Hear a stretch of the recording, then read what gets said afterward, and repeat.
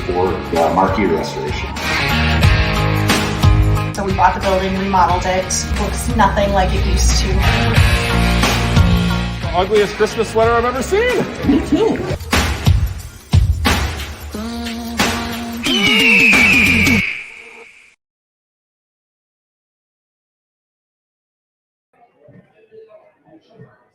We're on? Oh, jeez. I've done a lot of things in my career. I don't know if I've ever interviewed a Major League Baseball player. I've done football. I did Mike Flanagan back when I was in Las Vegas. Basketball job, but obviously he's been retired for a long time. Anyway, he's got Michael Wacha with us. St. Louis, you were with Tampa, right? Yep. Or Mets, Tampa. Mets, the Mets Tampa. for, was it 1 year or 3? Yep. 1 year with the Mets, 1 year with Tampa. And then now this year. 1 year deal with the Red Sox. Yep, Boston. So I'm so curious, and obviously we'll talk a little bit about Iowa and everything while you're here, but what do you think the dynamic and the difference is going to be going from a clubhouse from Tampa, obviously very successful franchise, but maybe a few more egos, for the Red Sox. There's a lot more money, I feel, over there. Right. Yeah. So coming from a smaller market, Tampa Bay, to pretty much one of the biggest markets in all Major League Baseball, to the Red Sox. I'm sure there will be some differences for sure, but hard to fight against what the Rays have done. I guess over the past decade or so of their success and how they much money, but I mean, it seems like Boston is in on the conversation every single year with the playoffs and making a run. I think it's going to be a pretty tough division again. It always is. Probably the best division in baseball. Yeah, the AL East is the best division for sure. And so it's going to be a lot of fun matchups, I can imagine, coming up this next year. And, you're going to have a couple of veterans, obviously, there. But when you started with St. Louis, you had a couple of guys that you probably were looking up to. I was looking at some of your numbers. And, of course, I'm a huge Milwaukee Brewers fan. I'm from Wisconsin. You had some good outings against the Brewers as your Smarky. Yep. You definitely did. Yeah. 2013 was an interesting year because you had Wainwright. And then, of course, you came in later in the season and pretty much dominated going into the postseason. What was it like to work with those? Yeah. So that was and so I got called up, and it was kind of my first taste.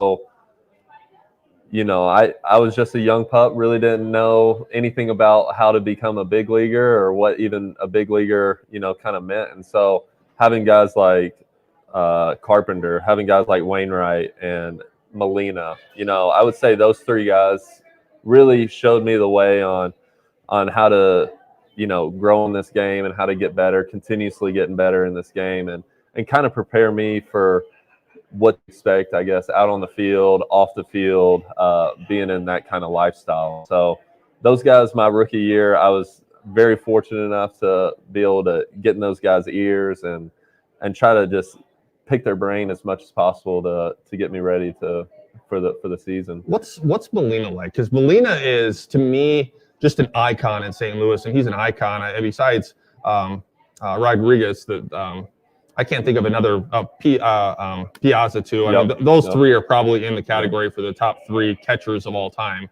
Yep. What is Molina like? He's the best, man. No, he like I was touching on there. He just, the work ethic that I would see him do. He was always the first, and more times than not, he was the last ones to leave as well. But by the time I would get there to the complex, he's already drenched in sweat. He's out there blocking balls and pitch dark out there. So, seeing the work that he put into it, and he was already, 10 years into the show. He's had, made all the money that he could ever make. Putting in the work every single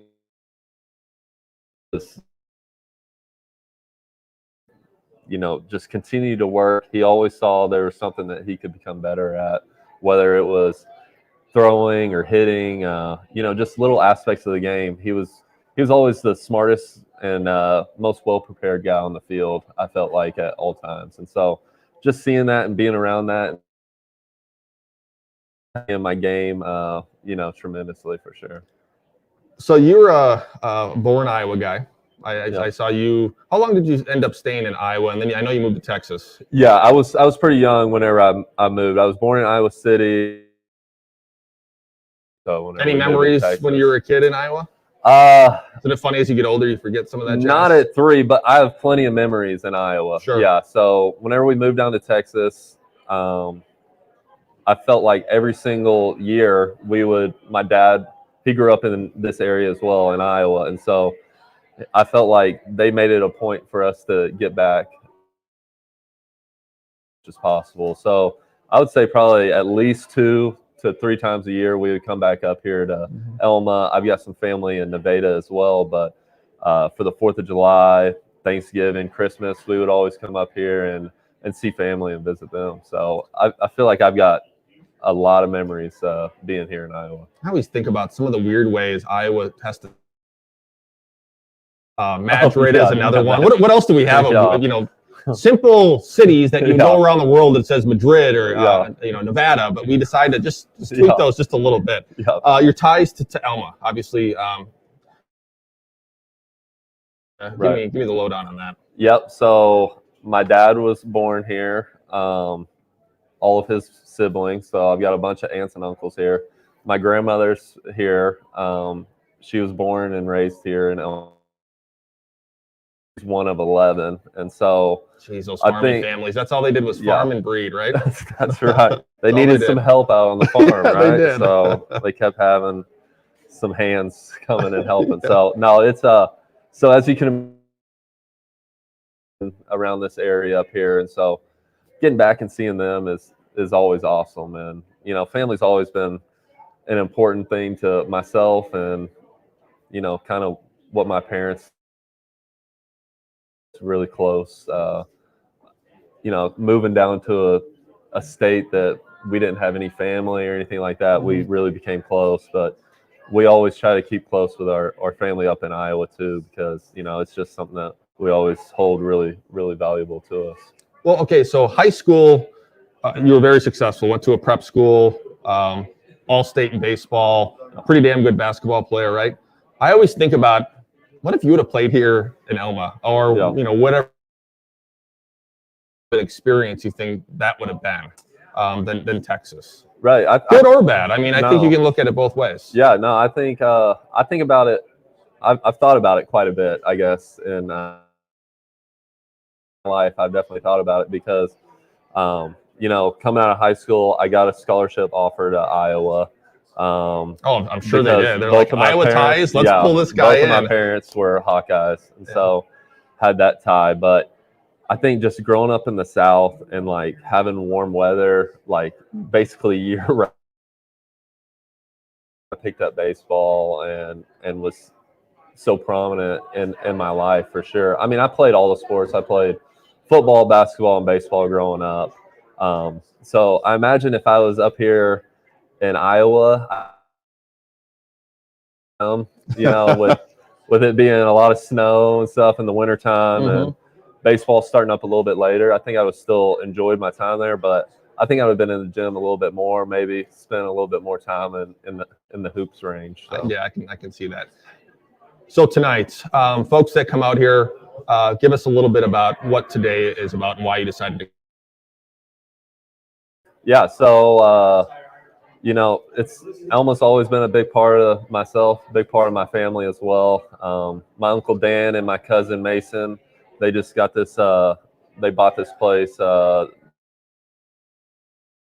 it up and running and looking great. And, we had a good idea of me coming up here and getting whoever wants to come up here and get an autograph. I'm more than willing to sign, or take pictures or anything, but a lot of the proceeds are going to the EMS building that they're putting up here in Elma. And so just talking to my grandma and my uncles and aunts, it seems like it's a a huge deal for these people around here in Elma to see this city, continue to grow and thrive and, make people happy. And so I'm always more than willing to come out and help out.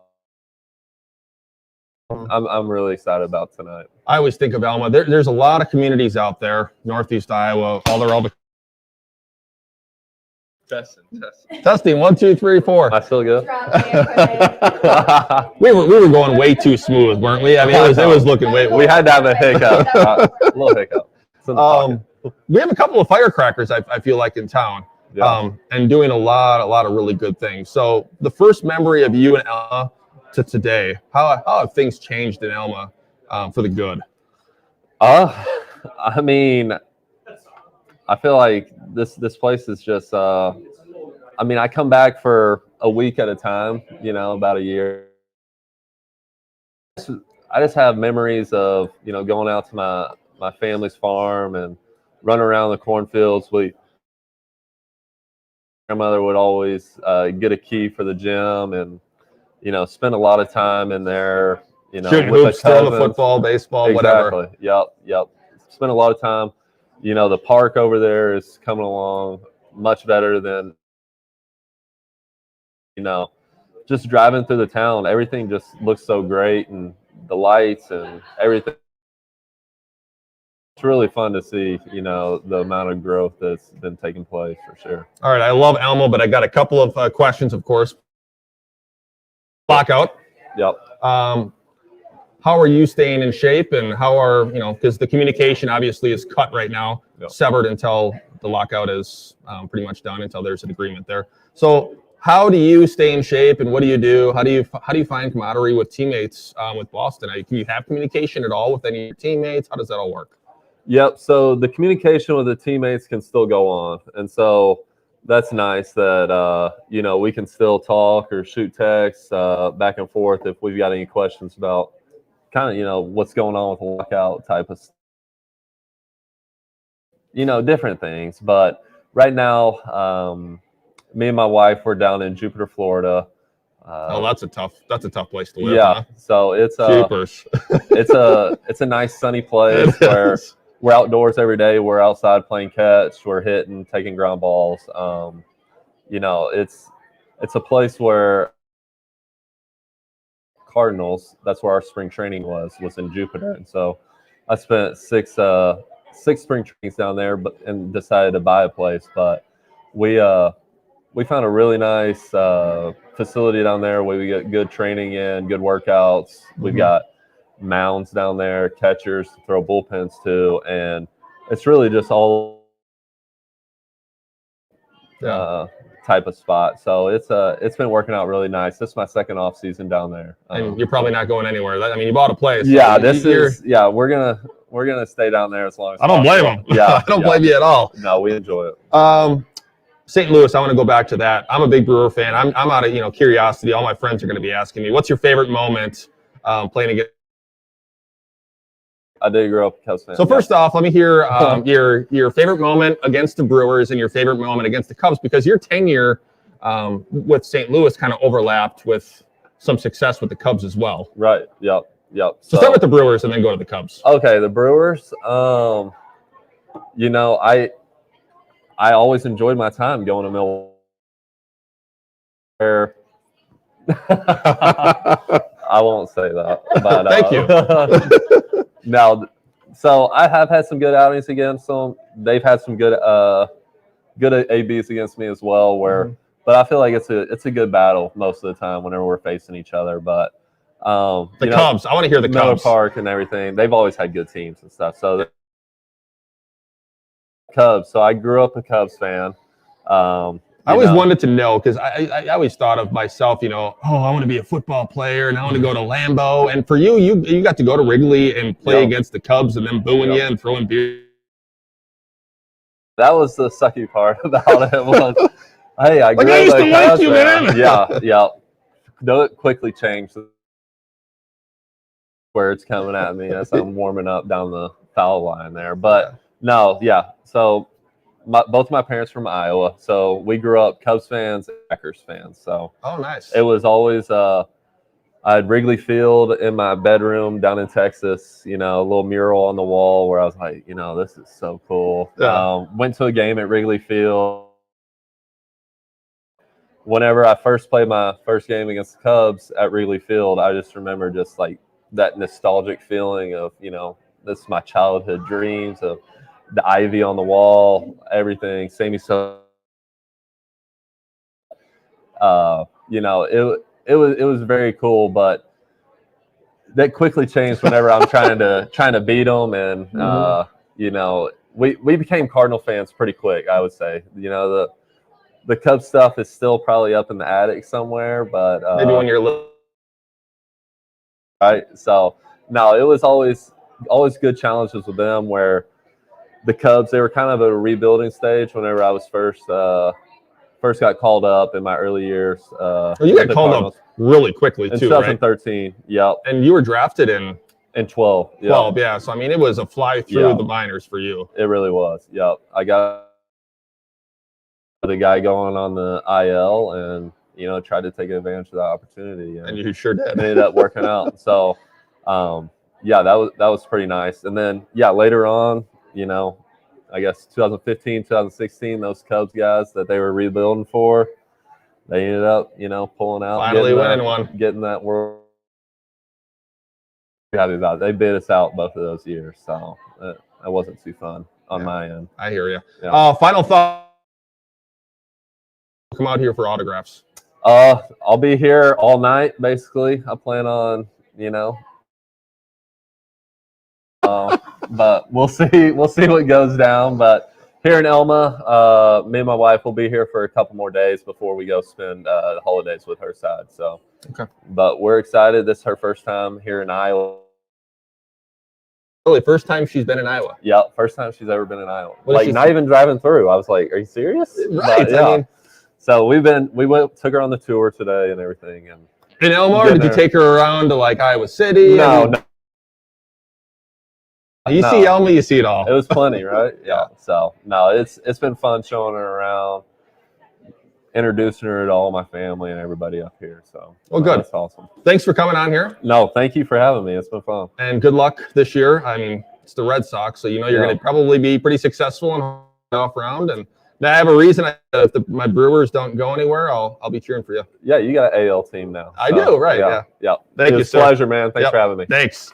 I'm going to give the mic off to Jake. Hopefully it's still working. Pitcher, still is a pitcher. He started with St. Louis back in 2013, was called up.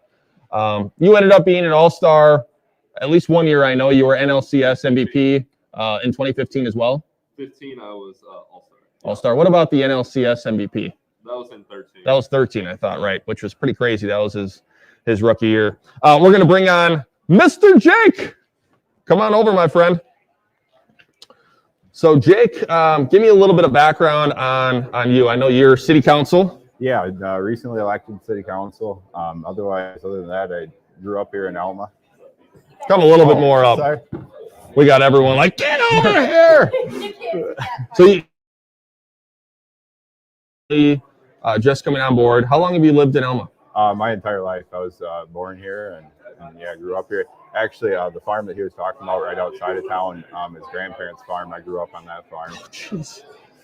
So yeah, small town. Very, very small town. So we're obviously here for the initiative. All the proceeds here are going to get the building installed here, correct? Yep. So what is that going to take? It's just going to take a little bit of time and some money. A couple weeks ago, nice Thursday afternoon, we got together a bunch of volunteers. We got the cement poured for it. So we got ground broke and starting on it. So for direction, if someone's not in town, where exactly is that going, that building? It'll be right find the water tower in town, you'll see the fire station. I was going to say, if you look up and you get to it's pretty iconic. Okay, so I'm going to talk to Lauren just a bit about the fundraising, but for you, idea all come from and the need was the regional health services approach bring an ambulance service down. We just need a place to put it. And so we, together, committee, started figuring out what we can do. And the carpenter on the fire department, he said at one point he was sick. And so it wasn't just one drawing and then all of a sudden it was like, oh yeah, we're good. No. There was some, I won't say difficulty, but there were some challenges because people probably want it done a certain way. Yeah, there was definitely a need. The community and the fire department also threw around a lot of ideas, and finally one night drew up one blueprint and brought it back to the community or back to the committee, and everybody liked it. It met all the needs. So overall, I'm going to pull up a little bit of information here just so I can talk about it. So we have the ambulance, which is purchased.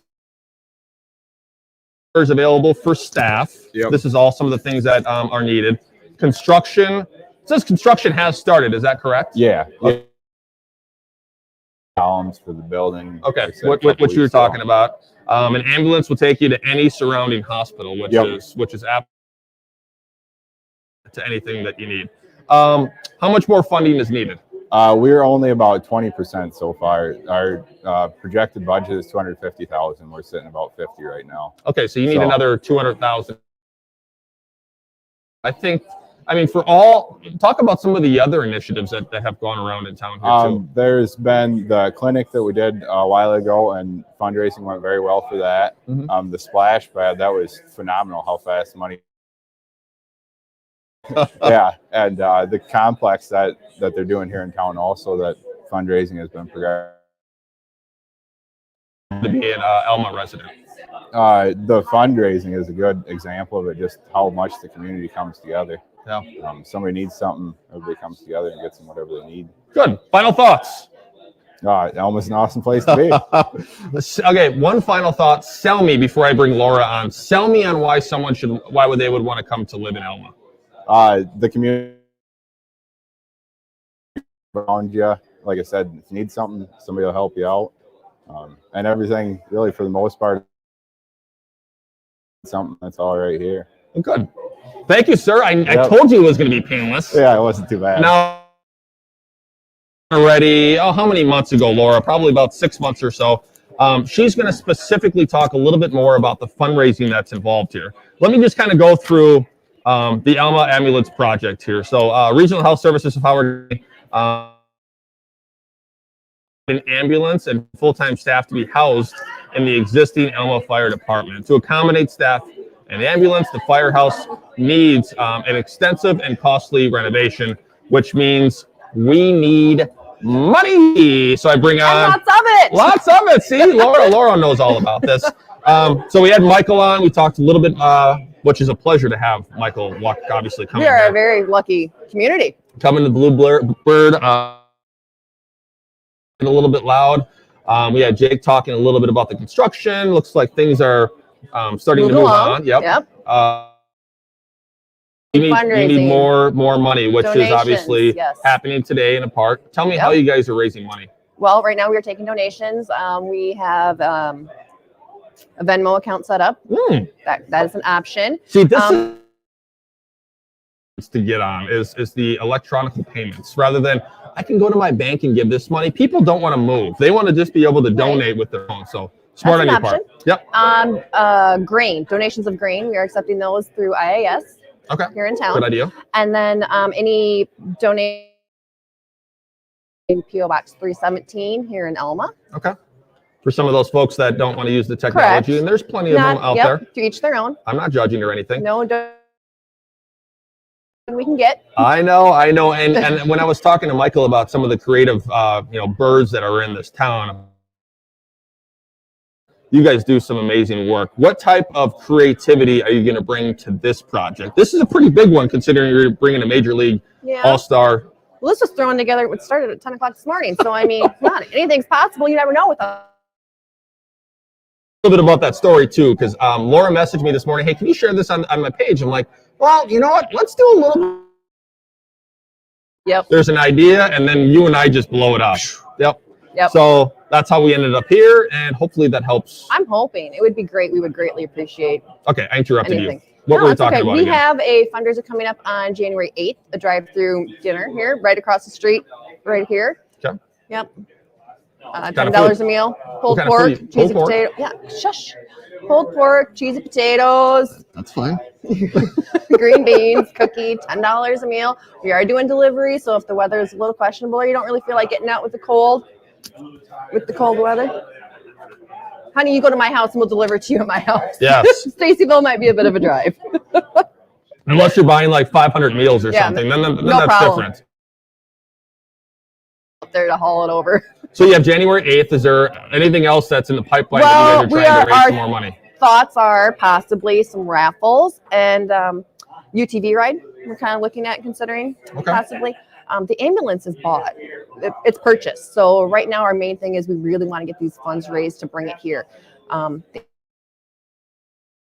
It's huge, as in it would significantly reduce the amount of time anyone here in the southwest corner of Howard County. Give someone an idea of where it has to come from prior to this ambulance. Where does the ambulance It come would be from? coming out of Riceville or Cresco or New Hampton. Which is a pretty emergency situation. Call, they got to go over there, they got to come here. What's the time on that? I mean, you're talking 20 minutes, half an hour? You're better off throwing someone in the car and going right to the hospital. Yeah, so this is important. This is very important for our community. How long have you guys been working on this? Oh, how long, Jake? How long have we been working? About 6 months, yeah. Mm-hmm. But it's been in the pipeline, I feel. For a while, yes. For It's been a while. discussed, yes. Just hasn't come directly into fruition. Correct. We really needed to get those drawings done that Jake was talking about. That was our main thing, so we could bring our plan out. Okay, so this is our plan. This is what we want to do. This is what it's going to look like. All right. Okay. Let's focus on tonight. When people come here, what can they expect? Come here for tonight's event. Yeah, for tonight's event. Well, they have lovely Bluebird shirts and attire back here that they can purchase for Michael Wacha to sign if they'd like. Otherwise, I believe he can bring in, like, people can bring in. Asking for is just a donation. We have donation buckets and fireman's boots all around tonight. Not many times you get an opportunity to have a Major League Baseball player in Elma. Northeast Iowa. Northeast Iowa. Yeah, I mean. We're a fun little town. Yeah, I agree. Well, thank you for having us. Thank you. Good luck with everything. I know we'll be donating our time, and we'll probably have a video of all asking a couple of questions. Greatly appreciate it. With Michael and the people that make the decisions, including you. So Well, thank you. thank you. You guys. Bye for now.